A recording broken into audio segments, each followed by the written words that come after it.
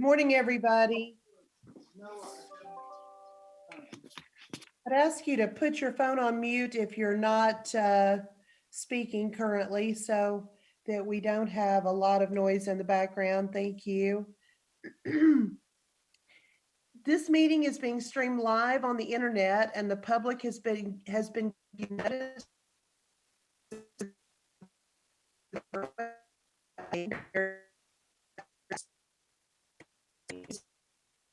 Trudy, Yes. you broke up in the midst of that. Oh dear. Okay, that's not good. Let me start over then. And I'll get a little closer to the microphone. This meeting is being streamed live on the internet and the public has been given notice through the Herald Citizen newspaper and on the board's webpage of when and where to access the live stream. The committee is streaming its proceedings live to ensure that the requirements of Tennessee's Open Meetings Act are met. Okay, did that work okay? Yes. Okay. Ms. Carpenter, will you call us, will you give us a roll call? I'll call us to order and will you give us a roll call, please? Jones,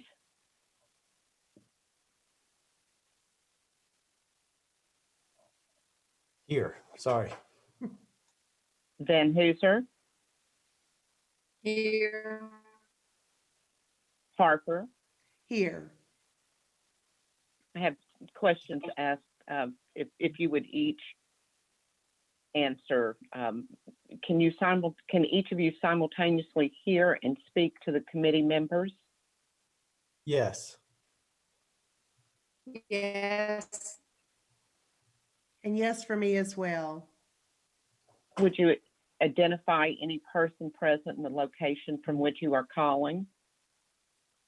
No one is around me. No one here. And I'm by myself as well.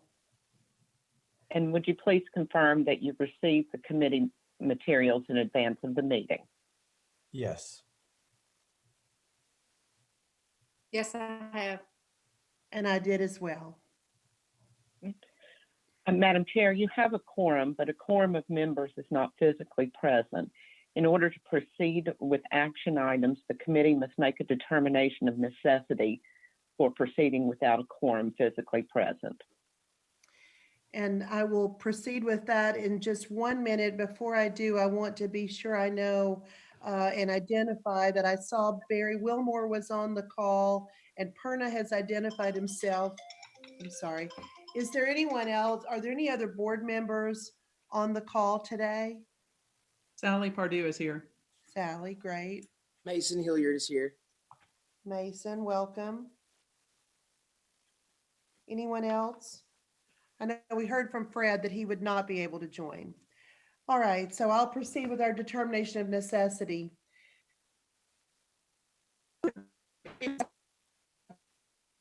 8B3, if a physical quorum is not present at the location of a meeting or of a governing body, then in order for a quorum of members to participate by electronic or other means of communication, the governing body must make a determination that a necessity exists. The following facts and circumstances necessitate a meeting without a quorum physically present today. Pursuant to TTU Policy 005, the Executive Committee is required to approve any appointments to positions reporting to the President. The President has requested the appointment of Dr. Jennifer Taylor to the position of Vice President for Research and Economic Development. The Executive Committee is meeting via teleconference in recognition of the need to limit personal contact during the COVID-19 pandemic and in keeping with Executive Order 23 related to the pandemic. These facts and circumstances necessitate a meeting without a quorum physically present. I would entertain a motion from an Executive Committee member to determine that a necessity exists to allow members of this committee to participate by telephone. Tom Jones so moves that a determination of necessity is required for this meeting. I second. This is Teresa. Thank you. The motion's been made and seconded. Is there any discussion? Hearing none. Ms. Carpenter, if you'll give us a roll call vote. Jones, Aye. Van Hooser, Aye. Harper, Aye. 3 ayes. Thank you. We'll now take up the minutes of our last meeting. You should have those available to you on Diligent, and I would entertain a motion to approve those minutes. Tom Jones moves to approve the minutes. Thank you. Teresa Van Hooser, second. Thank you. Is there any further discussion? Hearing none, I'm sorry, I need a roll call vote. Jones, Aye. Van Hooser, Aye. Harper, Aye. 3 ayes. Thank you. And our most important business, well, I guess I shouldn't call it our most important, but it is a very important matter of business for today and one we're very excited about. The president has requested the executive committee approve the appointment of Dr. Jennifer Taylor to the position of Vice President for Research and Economic Development. You all have a copy of Dr. Taylor's resume in Diligent. Does everyone have a copy of that? Yes. Yes. Are there any questions from the executive committee members or from any of the other members of the board about Dr. Taylor? And by the way, we'll have a chance to hear from Dr. Taylor, and I believe I saw she had joined our call. We'll have a chance to hear from her after we take our vote. So unless you want to ask her anything beforehand, and then you can do that as well. I was just curious if Dr. Oldham I think he's there. Was there a search? What was the process to select Dr. Taylor? Was Sure, there- it was thank you, Tom. Can everybody hear me all right? I just want to make sure. Yes. Yes, it was a very rigorous national search that was conducted. I don't recall how many candidates were in the pool, but it was a sizable pool of candidates. Dr. Lori Bruce, provost, chaired the search committee. It was a large search committee comprised of faculty and staff from across the campus. So a lot of input was provided from all aspects of the campus. It was conducted over a significant period of time, and we brought a number of candidates to campus to interview on campus, and then collected input from the campus community about the respective thoughts and questions about each candidate. So the search committee did an excellent job. I really commend Dr. Bruce for the work of the committee, and we believe we've got the best candidate out of that pool in Dr. Taylor. So I'm pleased to recommend her to the board at this time. Thank you. That's great. Thank you for that question, Tom. Are there other questions? You should have a copy of her resume again, and I think all of the board members have a copy of that. Is that right, Kay? Everybody can see that? That is correct. Very impressive resume. I'm going slow just in case anybody has questions. I don't want to cut anybody off. All right, if there are no questions, I'm very anxious to hear from Dr. Taylor and even more anxious to meet you face to face. But in the meantime, I would entertain a motion to approve the president's request to appoint Dr. Jennifer Taylor to the position of Vice President for Research and Economic Development. Tom Jones moves to appoint Dr. Taylor for the position of Vice President of Research and Development. Teresa Van Hooser, second. Thank you. Is there any further discussion? Hearing none, we'll take a roll call vote. Jones, Aye. Van Hooser, Aye. Harper, Aye. 3 ayes. Thank you. And Dr. Taylor, congratulations. First, let me make sure you're on the call. I saw your name. I am. Thank you. Congratulations, and we are thrilled you're going to be here, and I can't wait to meet you face to face. Well, likewise, and I look forward to meeting each and every one of you and joining the TTU family as quickly as possible. Great. Tell us about what that looks like. Tell us about what the timeline looks like and anything else you can tell us about. Sure. Well, first of all, I want to thank you all. All of my interactions have been wonderful and inviting, and I like I said, I very much look forward to joining you as quickly as possible. And President Oldham and I have been working that out. And obviously, in these kind of uncertain times, it's looking like it might be late summer. But I'm looking forward to kind of hitting the ground running in the interim and getting up to speed over the few weeks that we have. I'm sure that will pass very quickly for all of us, but really looking forward to continuing conversations with everybody, meeting faculty and staff and students and members of the community, and just really looking forward to this. I think we've got some great opportunities, and look forward to working with everyone to move the needle on some of those. Well, we're very excited, and as you know, we've got a lot of opportunity in the area of research at Tennessee Tech. We've made some great strides in the last several years, but we, excuse me, we have great opportunities for improvement, and I think that you're going to find that this faculty and the university are committed to research, and I hope that's what you've already seen. And I think you're going to enjoy working with our faculty and with our administration and hopefully even with our board.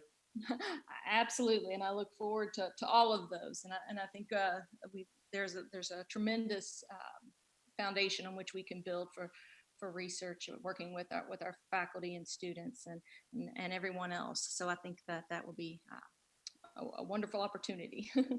Great. I should have mentioned our students as well. I think that they are going to be also very excited to have you here. I'm very delighted and thank you so much.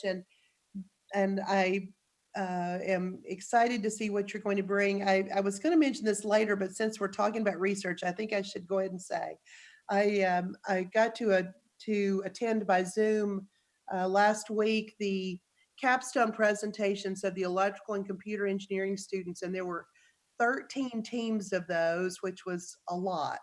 And of course, this is undergraduate research. This isn't the kind of research you're going to be involved in as much. But I just have to say, our students were really in great spirits. These are seniors, they're going to be graduating, and yet they were in great spirits, felt like they had gotten a great opportunity and regretted not having the opportunity to present their presentations in person. But I just thought their attitudes were terrific and the faculty had been great. So I just think we're in a really good place for research going forward. Absolutely. So Johnny Stites is not on the call today, but he would want me to say, as you get into your job, if you can think of things that this board can do to help, we want you to let us know. Obviously through the president or with his cooperation, but we want to know what we can do to help make your job better and more productive. Well, I greatly appreciate that, and looking forward to meeting each and every one of you in our working relationship going forward. So, Thank you. And then before we move on, I think I saw Dr. Otunye was on the call, and I want to be sure that I say that the reason that I know our research has been progressing and improving and growing at leaps and bounds, and then the reason that things are in terrific shape to turn over to Dr. Taylor is because of the work Dr. Otunye's done. I didn't get to know him well until the last year or so, but I have been so grateful for his leadership and his integrity. And I think that those are things that we always need in every part of our business. But Dr. Otunye is just a consummate research professional, and I want to thank him very, very much for his service and for the leadership that he provided in the interim between our vice presidents for our permanent vice presidents for research and economic development. Does anyone else have anything they want to say about any of that? Trudy, Yes, this is Phil. please. Let me add, first of all, congratulations to Jennifer. We're excited and appreciate the board taking this action, anxious to get her on board as quickly as possible. Also, I want to echo your comments about Francis. He's done a remarkable job, and I think the board would like to know that I think as I reported previously, last year was a record year for us in terms of research awards, over $20 million for I think the first time ever in tech history. This year with still over 2 months to go in the fiscal year, we've already surpassed $18 million in awards for this fiscal year. Francis reported that to me earlier this week, and quite honestly, under these conditions, these current conditions with what we're dealing with the virus, that's pretty remarkable, and that's a real testament to not only Francis and the research staff, but the faculty on campus are continuing to write proposals and seek awards, and they're doing a great job. So I just wanted to make sure the board was aware of that. That's great news, and that would be good news anytime, but especially in the midst of all of what we're dealing with. And so I thank you again. And so now, Dr. Taylor, your job is to keep that going and don't screw it up. That's your kind of your charge. And looking forward to it. Okay, good. All right.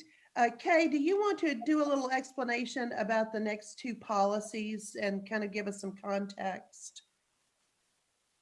First, I'll take up policy, TTU policy 008, professional development. That policy it expands on our existing policy that's memorialized in the board committee policy that relates to board professional development. This policy captures the board's current professional development practices and sets it out separately, plus includes a requirement that the policy that the president develop onboarding orientation for new members of the board. Very good. Was that all, Kay? I'm sorry, I didn't mean to cut you off. Yes, I was going to take up, since they're voted on separately, I was going to take the second one up, or the president would, after the vote, if that's okay, or I can do right. both now. That's terrific. That's terrific. I just want to say about this that I believe that I think we have done a terrific job as a board in this area without the benefit or the constraint of a specific policy on this. But I think our information meetings that we've been holding many times a year since we started have been right in the very sweet spot of what this policy intends in terms of professional development. And so I want to commend the president and Kay and her team and Clary and their teams and really all of the cabinet for helping us get up to speed and learning what we needed to know. And I think that has met the intent of this policy, this requirement, even though we didn't have a policy. So I commend the board members for participating and leaning into these information sessions. I think the staff has put a lot of work into them to make them accessible for us and understandable by us. And then I think the board members have worked hard to to truly understand and to pay attention and to absorb. I've told a number of people that when they ask how things are going on this board, I say we started out not knowing what we didn't know, and now I think we know a little bit more about what we don't know, but we're getting there, and I think that's been all a product of these information meetings. So that's just some background on this particular vote. I don't think this will change anything that we're going to do specifically. I think it just kind of memorializes what we're already doing. So I would entertain a motion to approve TTU policy 008 as it's presented, or if you have any other thoughts on that. Tom Jones moves to approve TTU policy 008 as presented and place it on the board's consent agenda. Teresa Van Hooser, second. Thank you both for the motion and the second. Is there any further discussion on TTU policy 008? Then I will entertain a roll call vote. Jones, Aye. Van Hooser, Aye. Harper, Aye. 3 ayes. The motion carries and that policy is approved as presented. So thank you for that. And then Ms. Carpenter, if you'll give us an explanation, or maybe you said Dr. Oldham, excuse me, Dr. Oldham, I think is going to do a little background on policy 135. Yes, thank you, Trudy. So policy 135 really simply restates what's already in some statutory requirements of the state of Tennessee related to legislative proposals that might have a fiscal impact on higher education institution. And that statutory requirement requires all such proposals to be submitted with the knowledge of the president, who will then advance legislative proposals through established channels to the General Assembly through the Tennessee Higher Education Commission. This is an attempt by the legislature to ensure that fiscally related proposals are being channeled through appropriate mechanisms to their desks. So this is a policy that makes that clear on campus, and I'm glad to propose it to the board at this time. Thank you. Are there any questions about policy 135? Hearing none, I'd entertain a motion to approve TTU policy 135. Tom Jones moves to approve TTU policy 135 as presented and place it on the board's consent agenda. Thank you. Is there a second? Teresa Van Hooser, second. Thank you, Teresa and Tom. Okay, I'd entertain a roll call vote.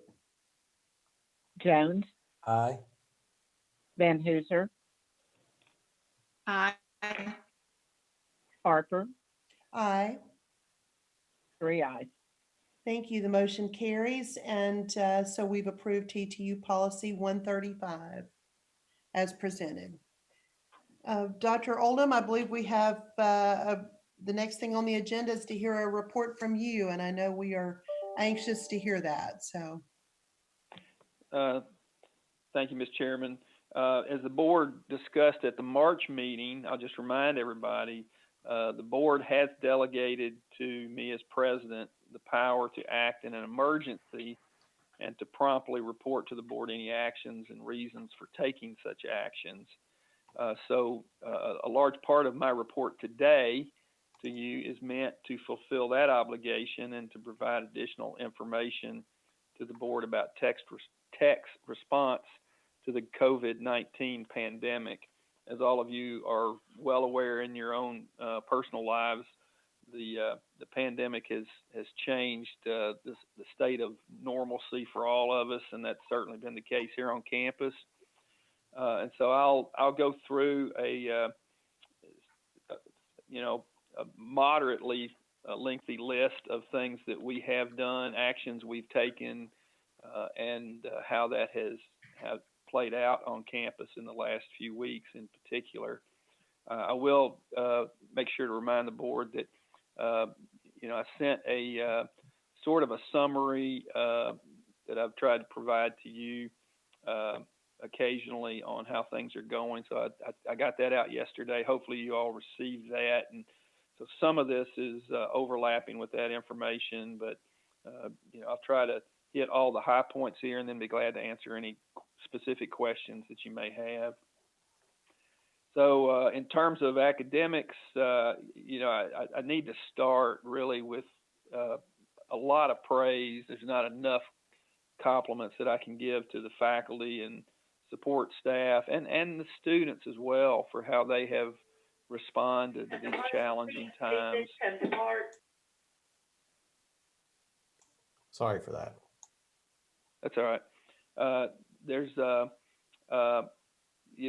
faculty and staff have risen to the occasion far beyond any reasonable expectation. They've just done a phenomenal job, and the students, although I think if you ask many of them, this is not their favorite thing to do, particularly at this time of year, to go online without much notice, but they have responded very well and continue to progress toward their academic goals. So a lot of kudos to go around to everybody involved.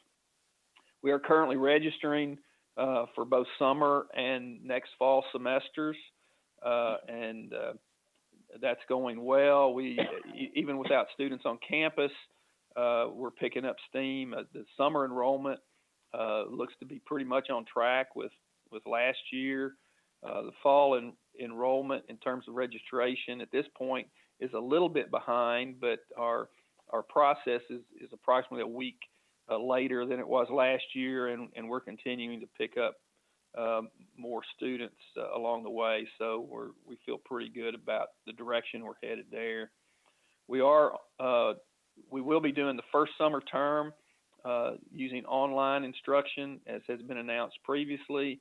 We have waived all online fees for undergraduate courses throughout the summer, so that we're trying to remove any financial barriers or obstacles that would otherwise might hinder students from progressing. And so we have not made a determination on the second summer term yet, whether that will be online. My guess is at this point it will probably be a mix. We're hopeful to have students back on campus by that time. Many of you are aware that Governor Lee announced yesterday that the state of Tennessee will begin opening businesses back up in the near future over the next couple of weeks, and so we'll be looking at reopening things on campus as well. We will make sure that we do that in a safe manner, and so we're taking our time to look at all those issues. But we do look forward to the time when we can have students back on campus, more like in the past. You will also remember that a number of faculty, staff, and students really got involved in helping supply some face shields as part of personal protective equipment needs for the state and even for the local first responders and medical professionals here in Putnam County. To date, they have provided something just short of 2,000 face shields or significant parts to make face shields out of. So they've done a phenomenal job, really, as volunteers to help meet some of those demands locally and across the state. We're currently operating the campus with only about 10% of the normal faculty and staff working on campus currently. Everybody else is working remotely. And under the circumstances, I would say that's going very well. It's a little challenging from time to time, but I think we've found how we can continue to be effective, and in some ways even maybe found some ways that we could be even more efficient normally. So we're trying to make the best of it, and again, faculty and staff are doing a wonderful job at that. We do still have a a few dozen students on campus that had really needed to stay on campus for one reason or another. Uh, so some of them are in the residence hall, some are in Tech Village, and we're continuing to serve those students with food services and other necessities on campus.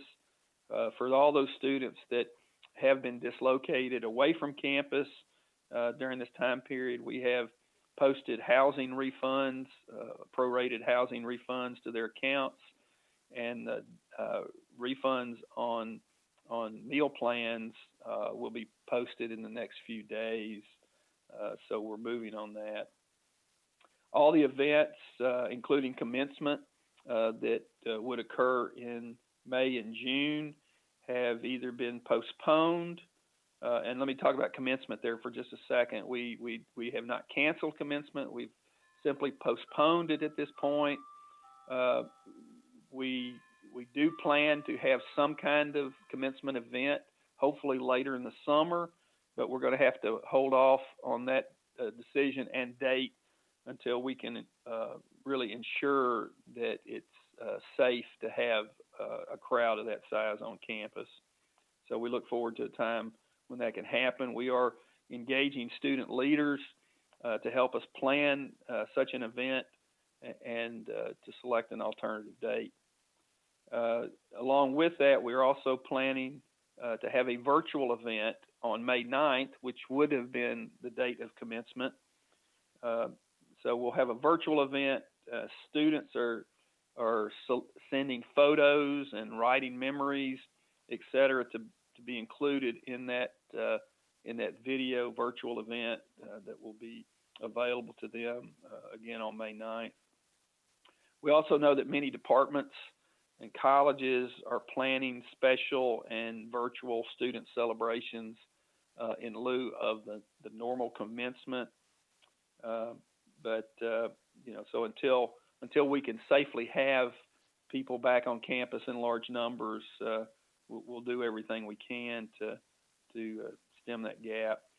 So camps that normally occupy a lot of our time in the summer, all of those have been were previously scheduled for May and June have either been canceled or postponed, or in some cases moved to some kind of virtual environment as well. And so that's how we're handling that for now. We will look at July and August, as time progresses to see what we might be able to return to at that point in time. So in terms of recruiting students, we're continuing to contact students through calls, emails, social media to make sure we help them stay connected. We continue to recruit and reach out to prospective students and parents through virtual tours, emails, and phone calls as well. And again, that seems to be going pretty well, particularly under the circumstances. Now, some of the new things that I'll bring up at this point that probably haven't shared with you previously, the Congress passed a little over a week ago now the CARES Act. Some would refer to it, I guess, as the Stimulus 3 Act. This is a congressional action that's designed to assist several things across the country, but one of which is to assist universities and university students. Tennessee Tech will be allocated approximately $8.7 million from the CARES Act, half of which will go directly to students that have been impacted by the COVID-19 pandemic. We're in the process now of determining how to best allocate those dollars to address the greatest need among students. We hope to have that finalized in just the next few days, and we're hoping to push those dollars. We should be able to draw those dollars down from the Department of Education at any point in time, and we hope to be able to push those funds out to students as quickly as possible to help them with whatever situations they're dealing with currently. The other half of the funds will be available to the university to help provide any support required to make up differences with changes in operational environments. And at this point in time, we clearly are incurring some additional costs, which includes the refunds to housing and meal plans, but we have other costs that we're incurring as well. And so, these $4 million will be very helpful to help make up that difference. Probably will not completely satisfy the costs that we're currently incurring, but will be of significant help. As I said, Governor Lee has indicated as of yesterday that the stay-at-home order will expire for most of the state on Thursday, April 30th, and he's indicated that most businesses across Tennessee will be allowed to begin opening back up on this next Monday, April 27th. And so our task at this point is to begin the process of getting back to some state of normalcy in operation. As I indicated, we anticipate a slow but steady return to campus as normal through the next few weeks. And again, then in July, hopefully we'll be able to have more sense of normalcy on campus. But in order to do that, we need to make sure that we fully implement some pretty significant safety actions,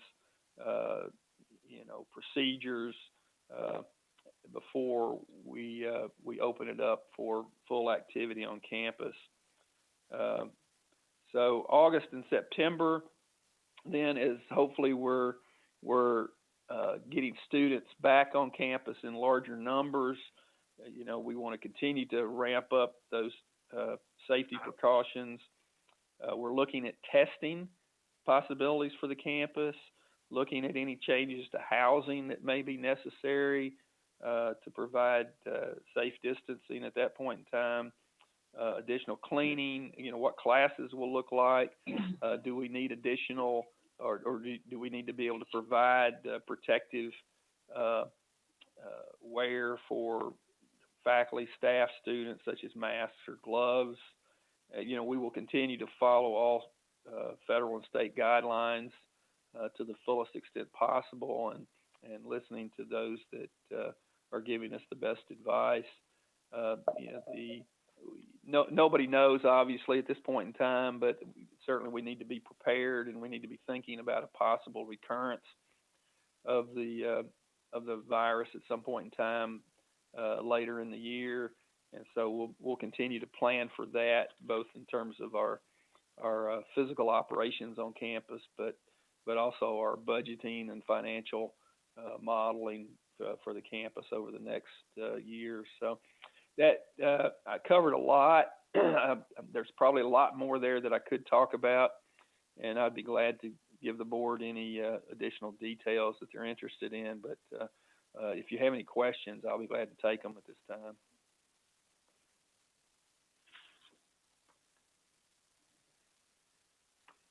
Anyone have any questions for Dr. Oldham? This is Trudy, Sally. it's Perna. Perna, why don't you go ahead, and then I think Sally had a question as well. Thank you.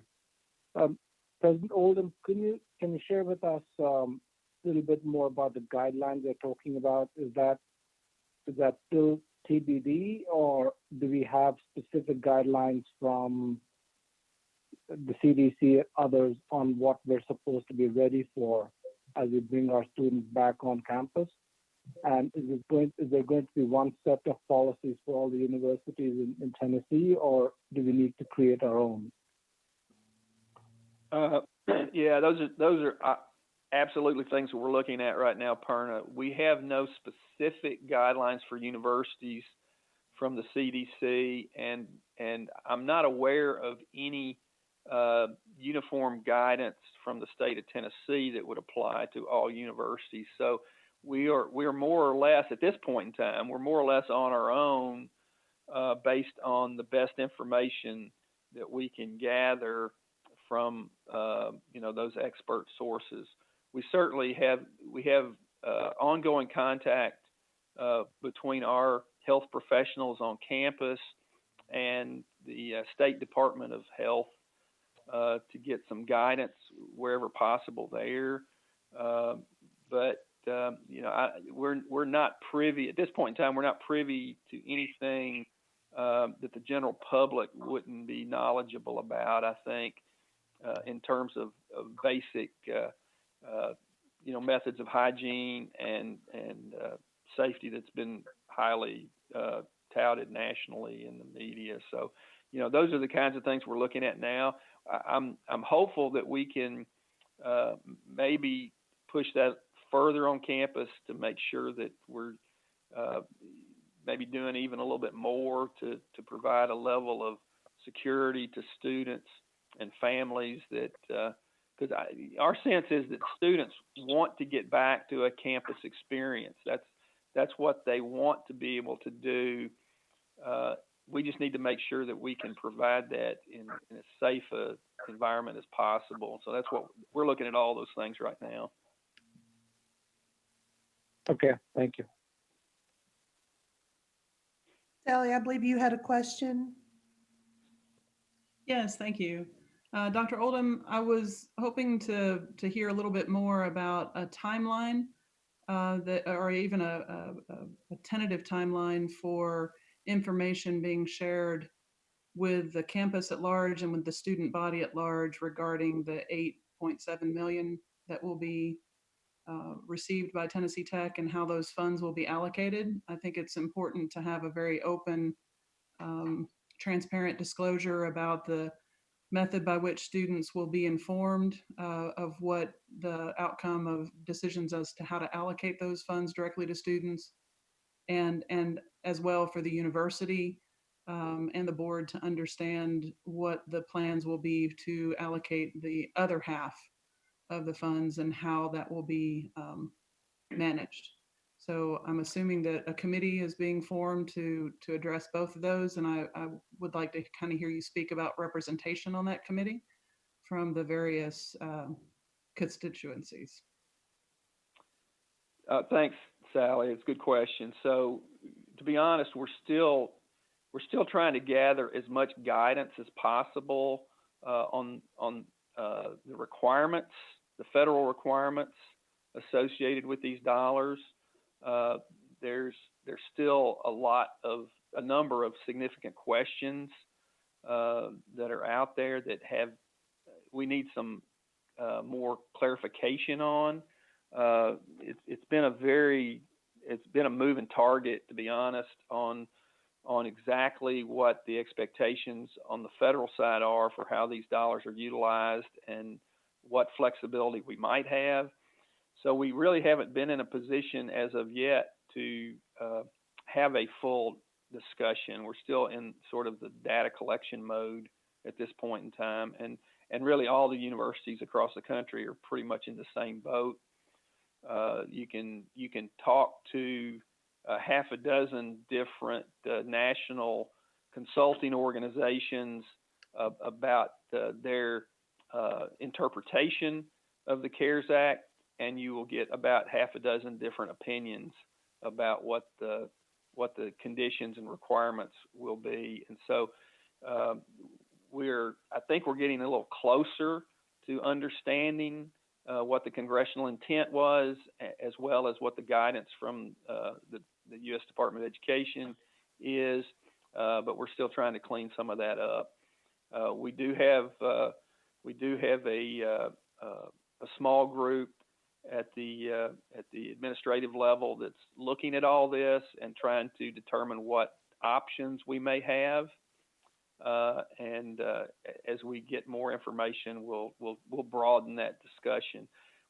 We believe that we will have more flexibility with the second half of the dollars, but as of as of this moment, we have not received any uh, guidance from the U.S. Department of Education about that pot of money. And so we really have no idea yet exactly what we can use that for or what we cannot use that for. We are collecting, financial information from across campus about costs that have been incurred to deal with the pandemic. And so, for the most part, those dollars are probably going to be used to backfill the losses the financial losses that have been incurred, through this situation. But that remains to be seen. And again, we have no guidance yet on how to access those funds or how to account for them. So we're waiting on that guidance. I hope that helps. Yes, thank you. I just, I anticipate that questions will be arising as public information becomes available and/or people are digging into, um, their own interpretations. So I didn't know, is there a plan to put, or maybe there has been, and I just didn't see it, some sort of notification out, even if it's very succinct to saying, we're waiting to find out the guidance, but that to acknowledge that that's something that the campus is dealing with publicly. Yeah, sure. It's a good point. Thank you. Great. Are there other questions for President Oldham?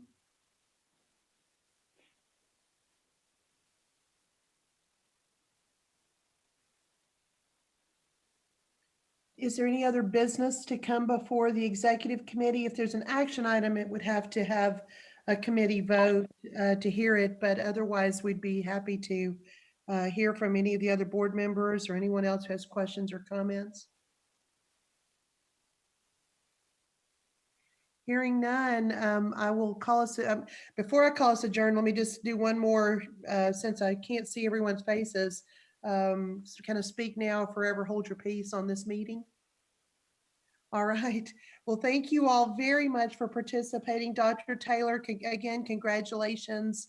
Dr. Otunye, thank you again. And Dr. Oldham and Dr. Bruce for your leadership on getting this research position filled. I know that's been a long and complicated journey, and we appreciate your efforts on doing it right and doing it slowly so that it was done right. And we appreciate that. And I look forward to hopefully seeing all of your faces in person in the not too distant future. I will call us adjourned. Thank you all. Thank you, Trudy.